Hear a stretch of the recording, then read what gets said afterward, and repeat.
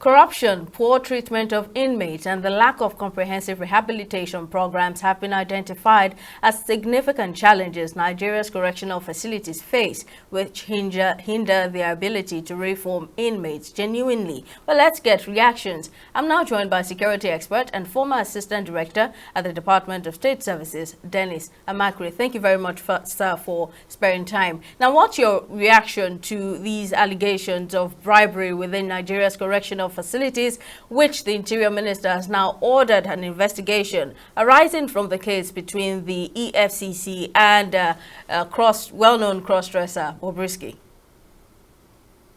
Thank you very much for inviting me here. See, this is something that is well known to a lot of people.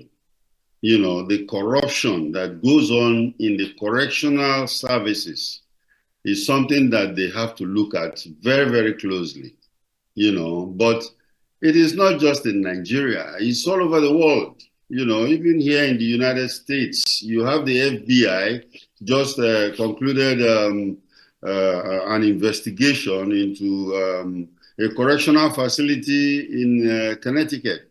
So you find out that this kind of thing happened. But the one in Nigeria is so brazen, where you find out that all kinds of corrupt practices, you know, nepotism, trying to bribery and corruption, and all kinds of things, embezzlements are going on in that area.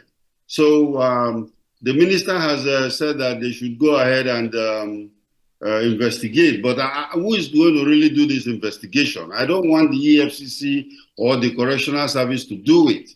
I think the DSS should turn their searchlight on that particular correctional facility and find out, get to the bottom of what is going on. It's an international problem, but how damaging are these allegations to the nation's integrity, and what approaches can be adopted to tackle this trend in Nigeria? Well, it is very, very bad. It is a poor situation that we face. Yes, it is an international problem, but of course, Nigeria has to be worried about their own, you know, because right now we have all kinds of allegations coming up. Some very, very well-to-do people who go to prison don't actually serve the term, you know, and in fact, they are not corrected.